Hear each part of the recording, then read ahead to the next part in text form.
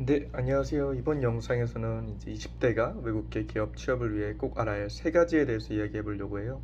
저는 총 이제 7개 외국계 회사를 거쳐가서 이제 4개의 인턴 그리고 3개의 정규직을 통해서 지금 마지막 회사에 다니고 있고, 저는 전반적으로 회사에 다니는 게 만족해서 어떻게 하면 이제 한국에 있는 국내 대학교에 다니고 있는 학생들이 저 또한 그랬듯이 어떻게 외국계 기업에 갈 수 있는지에 대해서 이 첫 단추를 열어주기 위해서 이 동영상을 펼쳤습니다.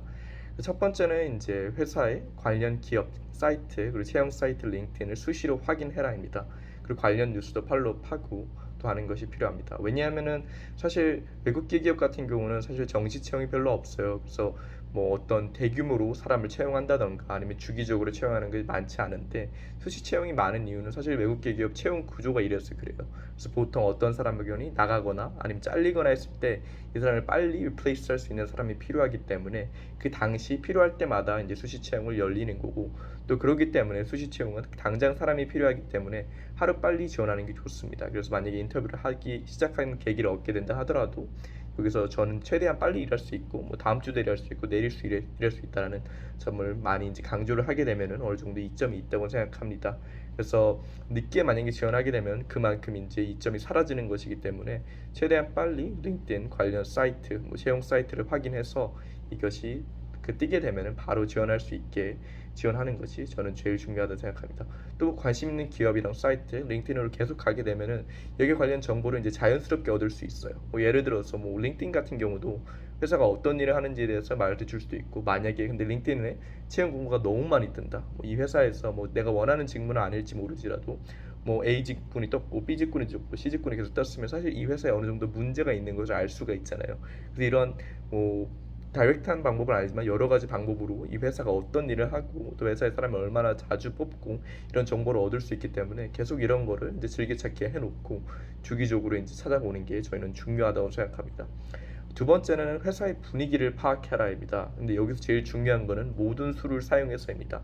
뭐 여러 가지 유튜브나 뭐 사실 뭐 회사에서 볼 때 뭐 회사의 이제 사이트에 들어가서 뭐 회사의 인재상, 회사가 말하는 가치를 보고 뭐 회사의 분위기를 파악해라 이런 얘기가 있지만, 사실 저는 여기에 크게 동의하지는 않아요. 왜냐면은 실질적으로 회사가 추구하는 인재상이랑 실질적인 회사의 분위기는 매우 다를 수가 있기 때문이죠. 뭐 예를 들어서 뭐 증권사 같은 경우 보면은 되게 수직적이고 되게 그냥 시키는 일을 잘하는 사람을 원할 수도 있어요.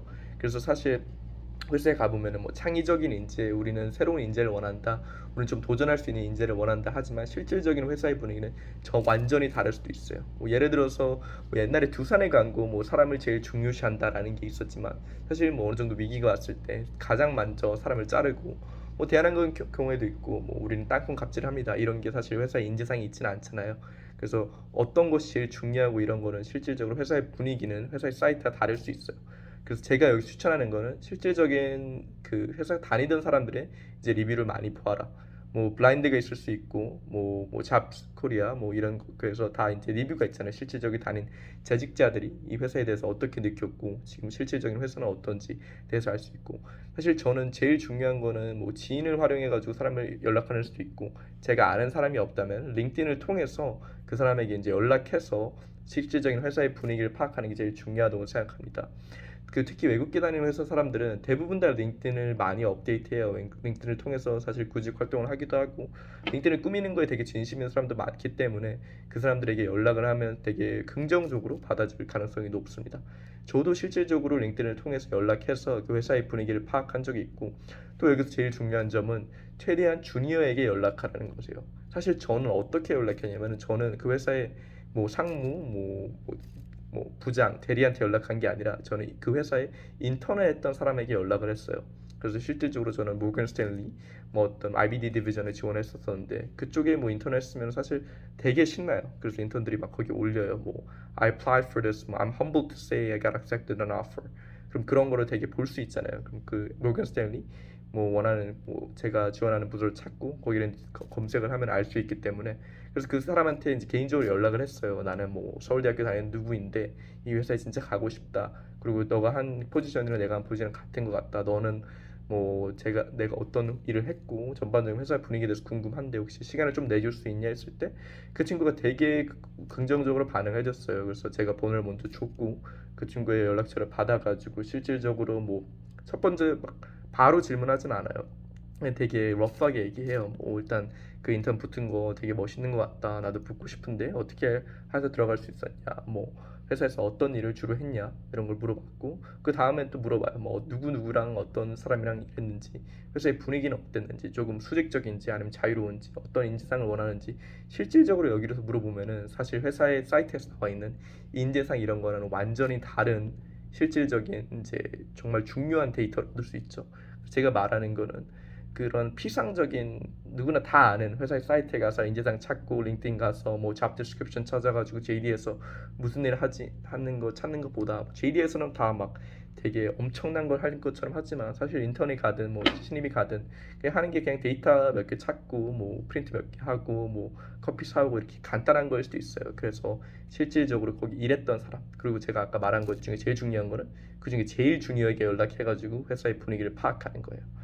그리고 마지막으로 이제 세 번째로 준비해야 될 거는 영어 면접을 준비하는 겁니다. 제가 아까 말씀드렸듯이 저는 7번째 지금 외국 회사를 다니고 있는데 뭐 어떤 면접에 갔었더라도 영어 면접을 항상 했었어요. 근데 영어 면접이 사실 어렵잖아요. 한국어로 말하면은 뭐 모르는 게 있으면은 어느 정도 뭐 지원할 수도 있고 뭐 그 당시 즉흥적으로 말해낼 수 있는데 영어 면접은 저도 7개의 면접을 거쳤음에도 불구하고 딱 막힐 때가 있어요. 그래서 저는 어떻게 하냐? 영어 문제 뭐 한 5개가 오면은 난 3개만 완벽하게 한다.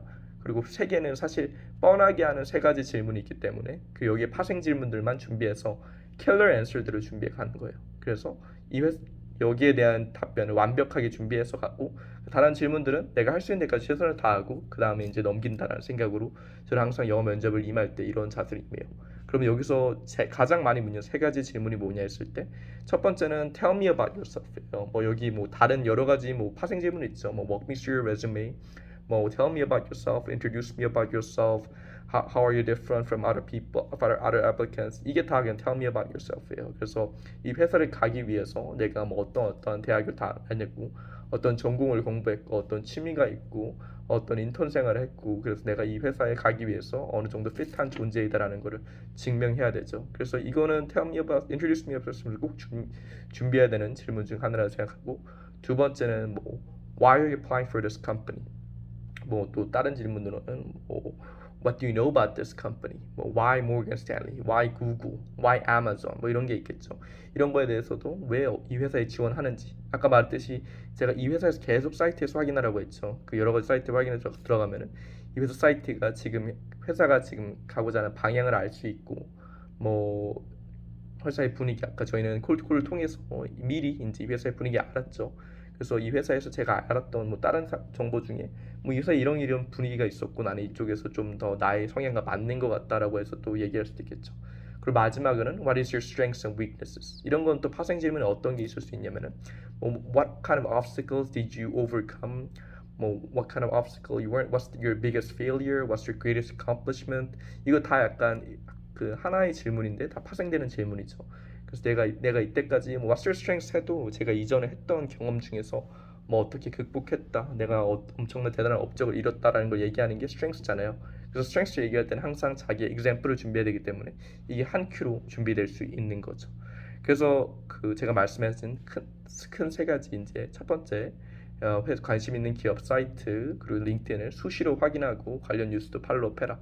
왜냐면은 대부분의 외국계 기업은 수시 채용이고 수시 채용은 주로 잘리거나 아니면은 어떤 재직 중인 사람이 나갔을 때 공고가 올라오기 때문이다. 그래서 최대한 빨리 사람을 필요하기 때문이다. 두 번째는 어떠한 방법을 이용해서라도 그 회사의 분위기를 정확하게 판단해라. 그래서 단순히 이제 회사의 사이트에 찾아가는 것뿐만 아니라 그 뭐 링크드인을 통해서 그 사람들 콜드콜로 이메일 연락을 하고 또 여기서 말한 건 최대한 주니어한테 연락하는 거. 그리고 세 번째는 킬러 앤서 영어 면접에 대한 준비를 준비해라. 그래서 3가지만 딱 준비할 수 있으면은 여기 어느 정도 다른 면접자들을 대비해서 어느 정도 강점이 있다고 저는 생각합니다.